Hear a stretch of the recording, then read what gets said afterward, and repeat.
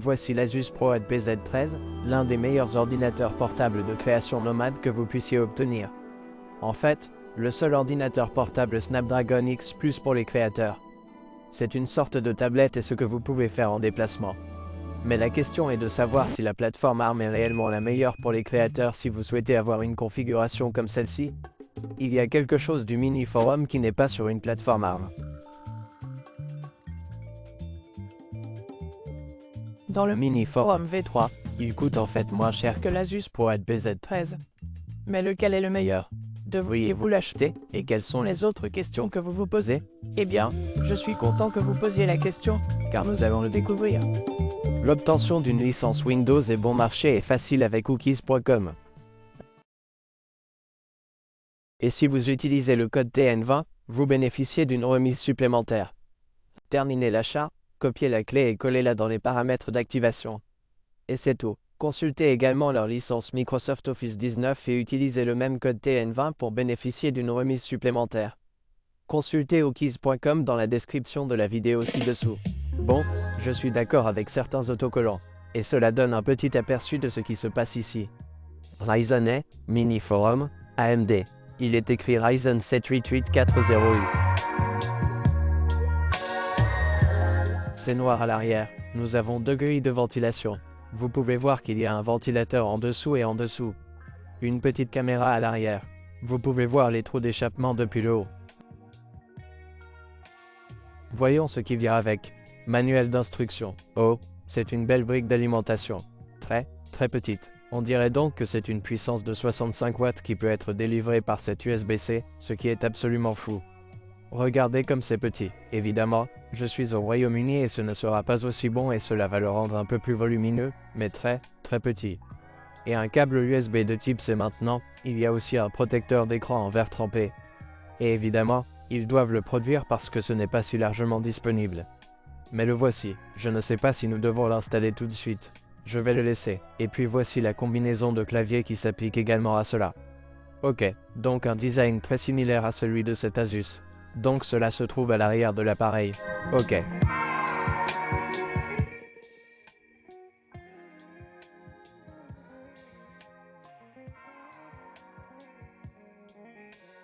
En quelque sorte, ça plie. La moitié au milieu, sauf qu'Asus n'a pas découpé la graisse. Ils ont les charnières à l'intérieur. Donc ça devrait se mettre magnétiquement comme ça là-bas. On dirait que c'est un peu au-dessus de l'appareil. Pas aussi bien ajusté. Mais maintenant le tampon fonctionne.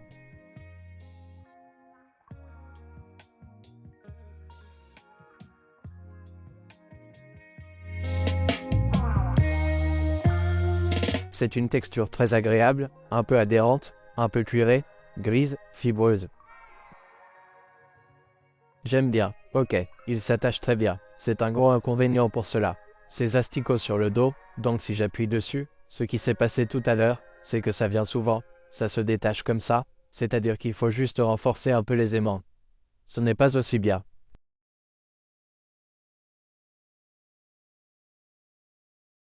Sur Asus, je n'ai littéralement jamais, ce dos ne s'est jamais détaché. Peu importe à quel point je le plie, il ne se détache pas.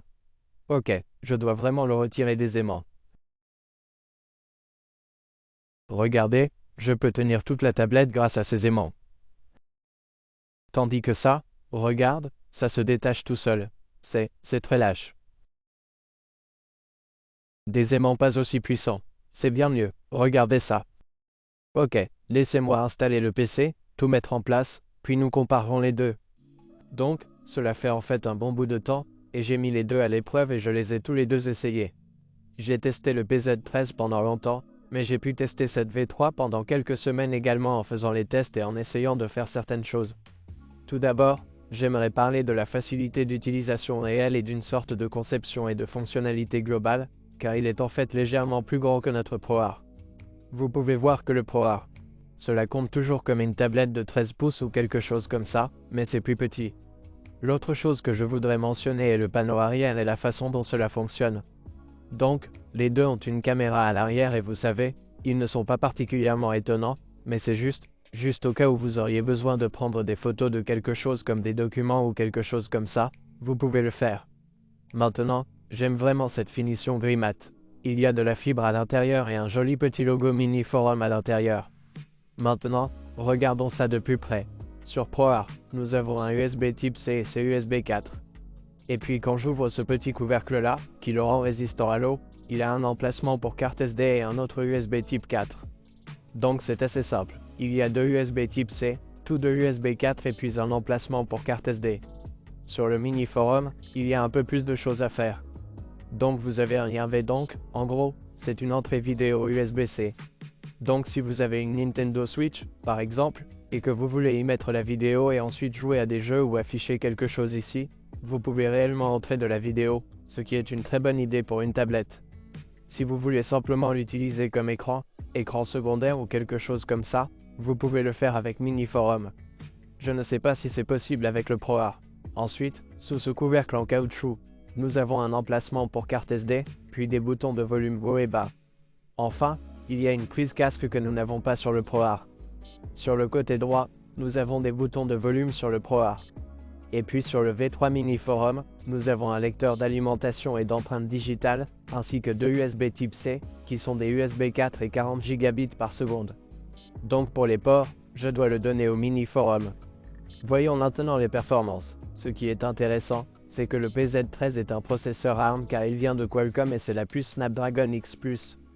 Le processeur 8840U est en fait un processeur x86 et nous n'avons aucune limitation.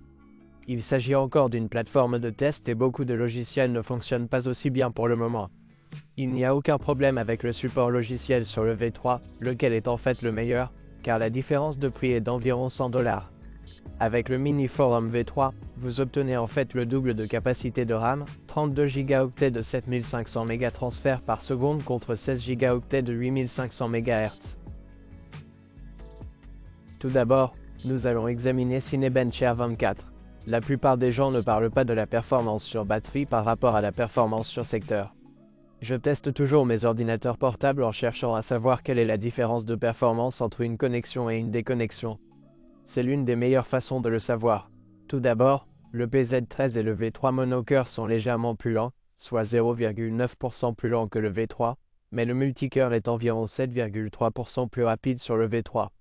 En le testant pendant 10 minutes pour voir s'il va ralentir, nous pouvons voir que le V3 est toujours environ 7,4% plus rapide et creuse encore l'écart. Et puis, en 30 minutes, les deux appareils ne ralentissent pas plus qu'en 10 minutes. Mais maintenant, les choses deviennent très intéressantes. Lorsque nous débranchons le cordon, le V3 tombe complètement de la terre. Le V3 est désormais 56% plus lent en performance monocœur par rapport au PZ13. Et le score multicœur est désormais 12% plus lent que le PZ13.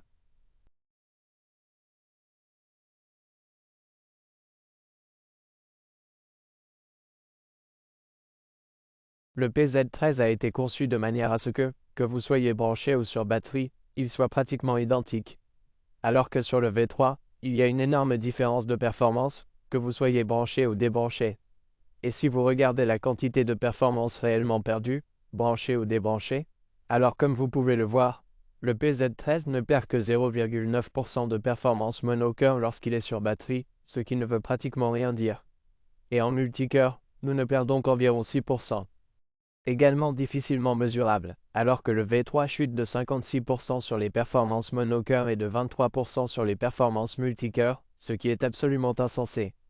Passons à Geekbench 6, le V3 est 4,7% plus rapide sur le score monocœur et environ 6,4% plus lent sur le score multicœur, ce qui est intéressant car maintenant tous les autres benchmarks sont branchés.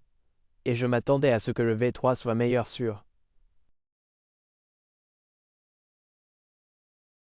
Dragon et la façon dont ARM fonctionne là-dedans, en termes d'IGPU, car tous deux ont des graphiques intégrés et leur SoC, leur système sur la puce.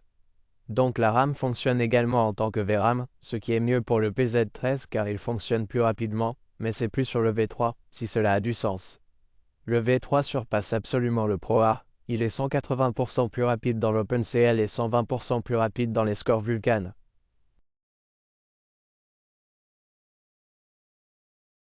Et ici vous pouvez voir que le V3 est 20% plus rapide dans le score global et le même dans le score général et le score de filtre. Et c'est parce que ARM n'est pas encore entièrement pris en charge sous Windows. Même si Adobe a ARM pour macOS, pour Windows, il n'y a pas de véritable support pour les processeurs Qualcomm.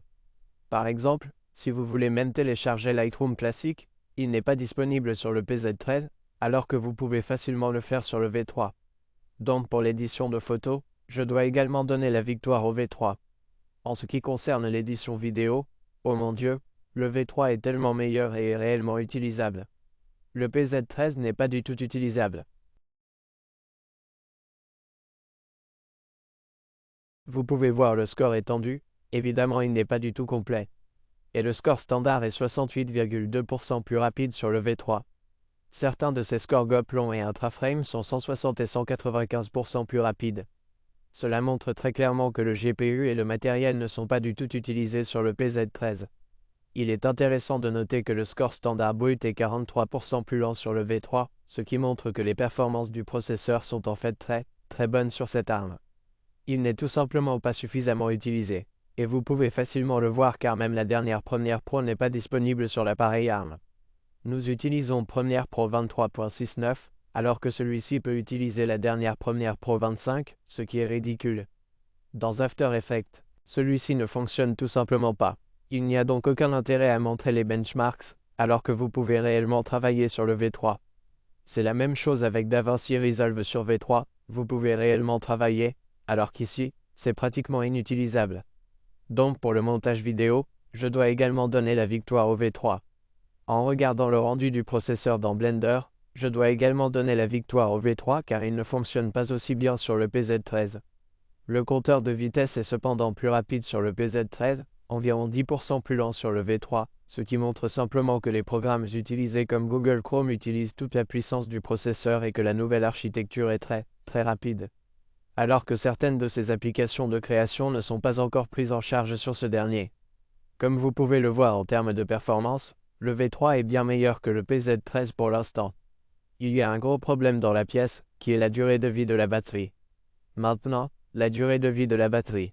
Le ProArt PZ13 est bien meilleur. Il dure juste beaucoup plus longtemps.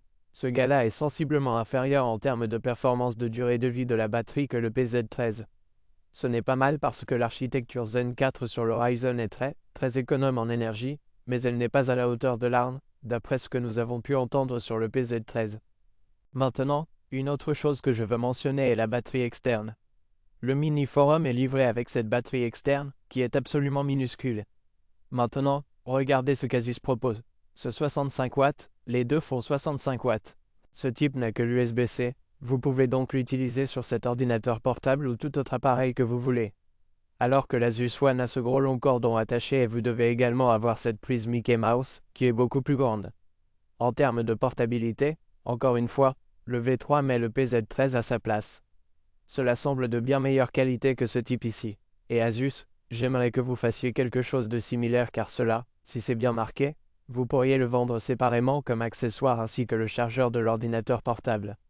Avoir un chargeur de 65 watts, peut-être 100 watts également, c'est peut-être cette taille. Quand on parle de qualité de fabrication, je dois donner cela au PZ13. Lorsque vous utilisez l'appareil, vous savez que le PZ13 est d'une qualité bien supérieure au Mini Forum.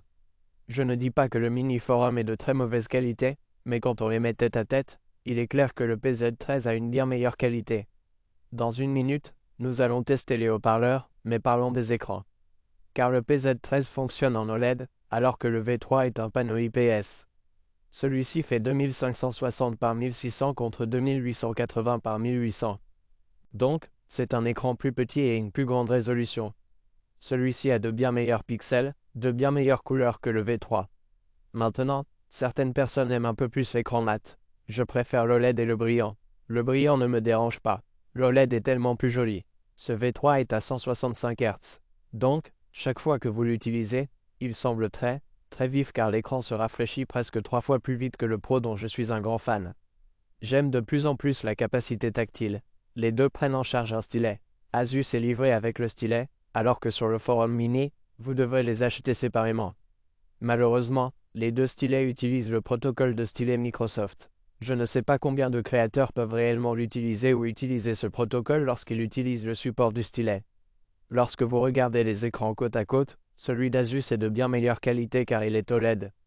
Donc la qualité d'image, je dois la donner au ProArt.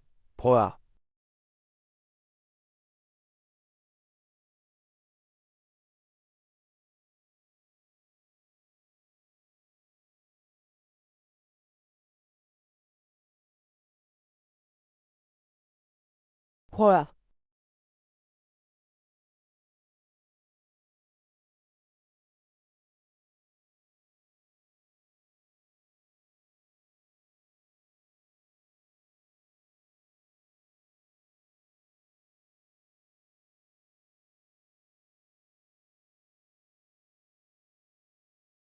Il n'est pas si facile de déterminer lequel des deux est le meilleur. Je dois donner la préférence au ProArt car il a un son un peu plus riche en termes de basses et d'aigus. Le V3 est un peu plus fort, mais les aigus sont très clairs et peut-être trop clairs. Et puis les basses baissent un peu au niveau des fréquences moyennes.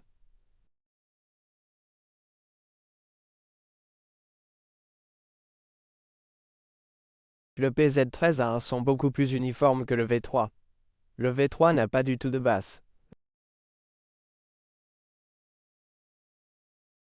Maintenant, quand on regarde les pavés tactiles, je dois aussi donner le pavé tactile au Asus ProArt. Il est beaucoup plus agréable. Il semble de meilleure qualité. Le V3 a une charnière au milieu, donc il peut aller tout autour parce que vous pouvez avoir un clic sur le dessus ici aussi. Et puis sur les côtés inférieurs, alors que sur l'Asus ProArt, il n'y a pas de clic sur le dessus, juste sur le dessous, ce qui signifie que c'est un peu comme ça. Alors que sur le V3, c'est un peu comme ça. Le PZ13 a un pavé tactile plus grand et je l'aime beaucoup plus. Maintenant, en conclusion, lequel est le meilleur pour vous? Si vous cherchez, le V3 est bien plus rentable pour le moment, car il fonctionne mieux dans presque toutes les applications que vous pouvez lui proposer. Le seul inconvénient est qu'il tombe en panne lorsque vous n'êtes pas branché. Le PZ13 a cependant une bien meilleure qualité de fabrication, un meilleur écran et une durée de vie de la batterie plus longue. L'avenir du PZ13 est prometteur, mais je n'achèterai pas un produit pour la promesse d'avenir.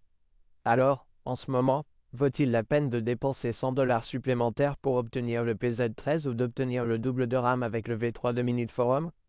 Faites-moi savoir lequel vous choisiriez dans la section des commentaires ci-dessous.